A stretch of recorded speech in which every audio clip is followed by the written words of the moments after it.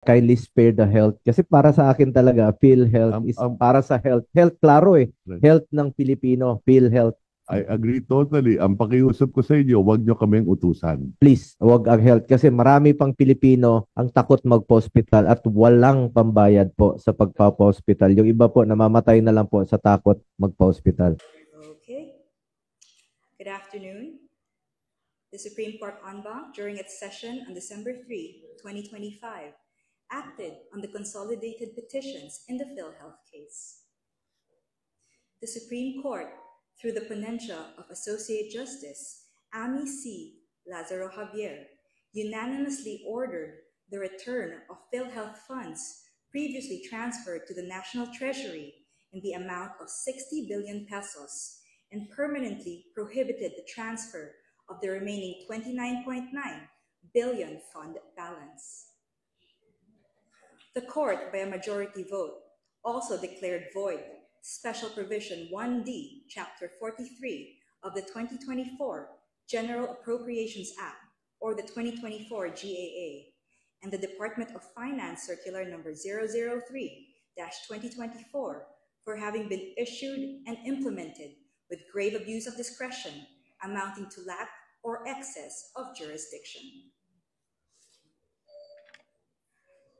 Special Provision 1D authorized the return of the fund balance or the excess reserve funds of GOCCs to the National Treasury to fund unprogrammed appropriations under the 2024 GAA. The DOF issued Circular Number 003-2024 directing the transfer of 89.9 pesos, The DOF issued Circular Number 003-2024 directing the transfer of 89.9 billion pesos to the National Treasury, representing the fund balance or excess reserve funds of the PhilHealth. Ay, masayang balita at mabuting balita ngayong araw pong ito ha.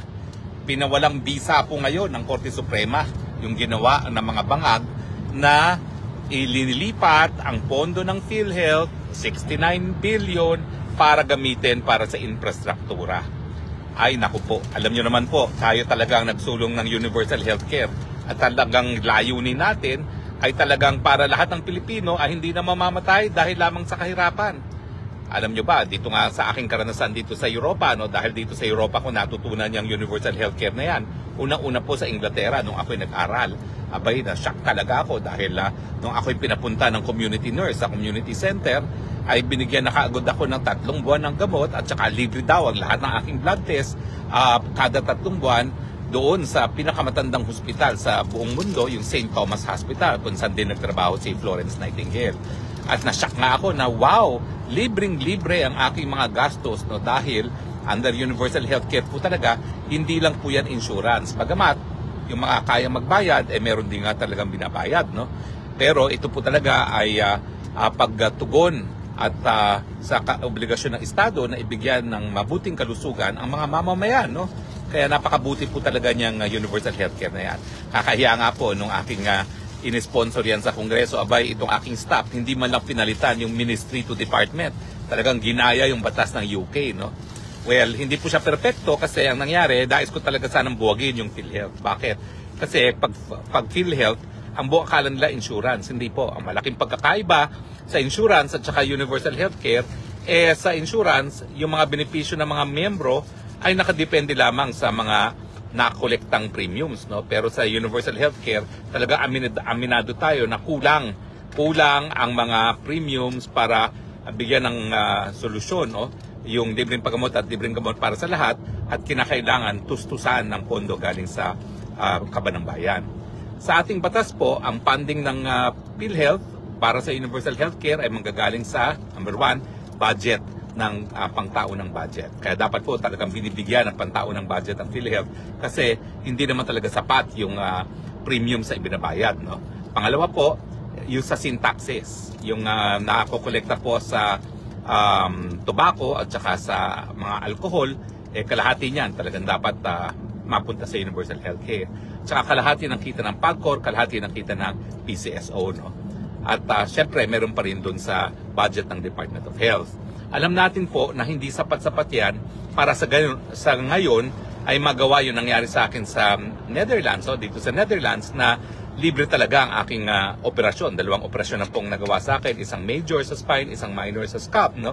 At lahat po yan ay sagot ng universal healthcare ng Netherlands, no?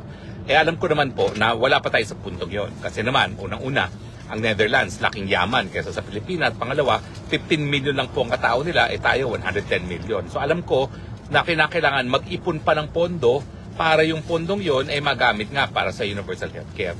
At saka hindi po yan parang parang pondo ng GSIS na dapat ini-invest. Lahat po, kabuuan ng pondo na napupunta sa PhilHealth, dapat po yung gamitin para lamang sa unang-una, karagdagang benepisyo sa mga miyembro ng PhilHealth, at pangalawa, para po pababain ang premiums na binabayaran ng mga miyembro ng PhilHealth. Kahit ano pa pong ibang dahilan ng paggastos ng PhilHealth, yan po ay labag sa batas. At dahil dyan po, yan po naging desisyon nga ng Korte Suprema, na ang pondo ng PhilHealth dapat mapunta lamang sa universal healthcare, hindi yan ginagamit sa infrastruktura. Dahil ang nangyari po sa oral argument, inamin nila na itong pera ng PhilHealth na 69 billion ay ginamit para sa tulay na nagkaroon na naman ng pondo galing sa South Korea government, no? Ang dahilan ng gobyerno, meron daw supposedly crisis, no? At pag nagkaroon ng crisis, pwedeng maglipat-lipat ang presidente ng mga pondo. Sabi ng Korte Suprema, hindi. Kasi wala namang deklarasyon na merong krisis. Dahilan para mag-exercise ng kapangyarihan yung presidente na maglipat-lipat ng pondo, no? At saka pangalawa, sinasabi pa ng president ng Korte Suprema, pero ito ay hindi kabahagi naging ruling, no? Kasi ito ay hindi naman talaga, kumbaga, ang issue na dinala sa Korte Suprema, kung ano yung kapangyarihan ng Kongreso at ng Ekotibo na gumastos galing sa unprogrammed funds, no? So maraming mga nagdi-dissenting dyan na nagsasabi nga na basta unprogrammed funds, yan talaga ay labas at labag sa saligang batas. Dahil ang sabi nga ng ating saligang batas, wala dapat lalabas sa pondo ng kaban ng bayan nang walang basbas ng mga representante ng taong bayan. At ang basbas ng mga representante ng taong bayan, yan ay sa pamamagitan ng pangtaunang batas na pinapasa na pantaunang budget. So, pero malinaw po sa desisyon ng Korte Suprema, hindi po pwedeng gamitin ang pondo ng PhilHealth kung hindi para sa universal healthcare. Hindi po pwedeng gamitin yan para sa mga kalye, sa mga tulay. Dahil yan ay para lamang sa kalusugan ng marami at bilang pangunahing nagsulong ng universal healthcare sa Kongreso, ng 17th Congress, sinasabi ko po, tama po ang Korte Suprema dahil ang ating intensyon talaga, gamitin lamang ang pondo ng universal healthcare para darating tayo sa punto kung nasaan ngayon ang mga bansa ng Europa, kasama ang Inglaterra at Netherlands, kung saan ako nakinabang sa universal healthcare, na libre na dapat ang lahat ng gamot at libreng paggamot. Kung hindi man tayo makabigay ng libreng gamot at libreng paggamot, at least mas marami ng mga cases ang pwedeng mabigyan ng pondo ng PhilHealth, nang sa ganon hindi naman masyadong masakit sa bulsa ng mga mamamayan. Pero sa ngayon po, dapat ang ating target magkaroon na ng zero billing para sa lahat, no? Siguro naman po pwede natin gawing zero billing yan dun sa mga pampubliko, mga hospital na pinupuntahan ng mga mahihirap, at hayaan na natin na yung mga mayayaman magbayad kung kakayanin naman magbayad, no? At least yung mga talagang nangangailangan ng tulong sa gobyerno, sila dapat ang magkaroon ng zero billing, no? At sa tingin ko ngayon ay nagagawa na yan, no? Dahil sa batas na universal healthcare at saka dun sa malasakit na batas naman ni Senator Bongo. So complementary po yan, no? Pero sa totoo lang, yung malasakit, yan naman po talaga ay fina-fast track lang. Fina-fast track niya yung objective na universal healthcare. Ang objective talaga ng universal healthcare, zero billing para sa lahat, no? Lalong-lalo na sa mga mahihirap. So bukod pa doon sa tagumpay na kinakailangan ibalik ang pera na dapat na ang sabi ng presidente mismo, Presidente Marcos Jr. ay ibangag according to the sister. Ang sabi ng Korte Suprema, dapat ibalik yan. Pero alam niyo pa, bukod doon sa deklarasyon ng Korte Suprema na mali ang nangyari, nagkaroon po tayo ngayon ng isang malinaw na basehan para i-impeach ang Marcos na sinasabi ni Amy Marcos na bangag. Pangalawa na po ito. Ang unang ground niya ay, siyempre, dahil siya ay bangag, sang-ayon sa kanyang kapatid, no? Siyempre po, yan ay impeachable dahil yan po ay betrayal of public trust. Siya po ang presidente, siya po nagpapatupad ng batas, pero dahil siya mismo ay lumalabag sa batas, dahil ang paggamit ng droga ay illegal, talaga pong impeachable ground yan. Pangalawa, ito na naman po, no? Yung sinabi ng Korte Suprema na ito'y illegal, itong paglipat ng pondo galing sa Universal Healthcare ng PhilHealth papunta sa ibang mga gastusin. Ang sabi ng Korte Suprema, illegal yan dahil hindi nga po pwede gastusin para sa ibang bagay ang pondo ng Universal Healthcare. Kaya naman po, pangalawang ground yan for impeachment ni Marcos Jr. Antayin na lang po natin kung sino talaga ang maghahain ng impeachment complaint at sana yung maghahain ng impeachment complaint, isama na itong desisyon nito dahil ito malinaw na malinaw. Korte Suprema na nagsabi, illegal yan. At sinabi naman ng dating presidente ng PhilHealth, Ledesma ata ang pangalan nun, na siya naman po ay naglipat lang nitong pondong ito dahil sa utos mismo ni Marcos Jr. Alam niyo, sa tingin ko, kung hindi siya bangag, alam niya na hindi niya magagawa ito. Kasi ano ba naman yun? Miski hindi siya college graduate, malinaw sa batas.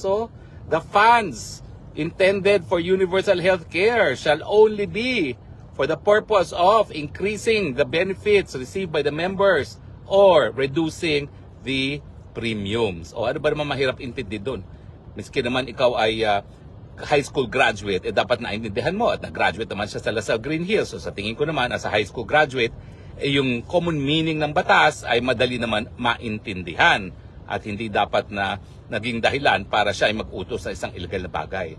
So bukod pa po dun sa pangangalaga ng Korte Suprema dun sa pondo ng bayan at pagsisigurado na yung layunin ng batas na ating sinulong na magkaroon ng libreng paggamot at libreng gamot ang lahat at wala ng Pilipino na mamamatay dahil lamang sa kahirapan, itong decision po ito ay sinyales na dapat na talagang patakalsikin sa pwesto si Marcos Jr. dahil siya po'y gumawa na naman ng isang impeachable offense. Itong paglabag po sa batas, ito po ay isang betrayal of public trust o di naman kaya culpable violation of the Constitution, no? Dahil ang ginagawa nga po niya ay siya na mismo ang nag-a-arrogate. Kumbaga, yung kapangyarihan ng Kongreso na magpasa ng pantaunang budget, yan po ay binaliwala niya. Dahil yung pondo na nakalaan sang-ayon sa Kongreso dahil sila nagbuo ng batas sa Universal Healthcare Law at saka yung mga special na batas, binaliwala ng Presidente. So, ibig sabihin, yung Presidente, in saying na gagamitin ang pondo ng PhilHealth para sa ibang bagay, exercise legislative powers, which is also a culpable violation of the Constitution and also a betrayal of public trust. So, dalawa po yung basihan para sa impeachment pagdating po dito sa PhilHealth. Hindi lang po betrayal of public trust dahil siya ay lumabag sa batas, kasama na rin po dyan yung arrogation of legislative powers which is culpable violation of the Constitution. So malinaw po sa desisyon nito ha, wala na pong dahilan para manatili sa pwesto ang mga bangag. Ang mga bangag, gaya ng sinabi ng Manang Aimee ni Marcos Jr. ay dapat nagpapahinga na, nagpapagamot, nagpaparehab at nag-aalaga na lang ng matandang nanay. Alagaan ang sarili kasamang matandang nanay. Wala pong masama dyan sa sinabi ni Aimee Marcos at ako naman po inuulit ko lang. Dahil tayo naman ay mapagpatawad bilang isang lahi, ang mga Pilipino, no? Pwede na natin siyang patawarin kung ngayon pa lang, susundin na niya yung kanyang Aimee Marcos at siya po ay magpapagamot na at mamahinga na, umuwi na, mamahinga, magpagamot, alagaan ang sarili dahil kahit papaano naman ang buhay niya ay mas importante pa rin sa kahit anong titulo na siya ay mayroon. So mga kaibigan, today is a good day dahil ang Korte Suprema ay talaga namang pong sumaklolo sa taong bayan para masigurado na ang kaban ng bayan na nakalaan para sa kalusugan, lalong-lalo na ng mga mahihirap na hindi makabayad ng gamot at paggamot, ay mapupunta para sa ganyang mga gastusin. At nanggagalak po ako at nagpapasalamat sa Korte Suprema bilang pangunahing otor ng Universal Healthcare dahil tinaguyod po ng Korte Suprema ang batas, tinaguyod po ng Korte Suprema ang karapatan ng kalusugan, at tinaguyod po ng Korte Suprema yung pananagutan. Dahil siyempre, dahil nadeklarang illegal yung ginawa ng Presidente, meron po yung katuwang na pananagutan. At yan nga po ay sa pamamagitan ng impeachment. So, marami na po tayong sandata para matanggal ang Marcos Jr. Kinakailangan na lang po gawin natin, gamitin natin ang saligang batas, gamitin natin yan sa mga mapapayapang mga pamamaraan, tanggalin na po ang hindi kayang mamuno gaya ni Marcos Jr. Maraming salamat po sa inyong patuloy na pagtangkilik, ha? At sa muli nating pagkikita, ito pong Spokes ng Bayan, inyong Spokes ng Bayan, palagi nagsasabi, I love you Philippines, you're the only country that I have, you're the only country that I love. God bless the Philippines. Bye!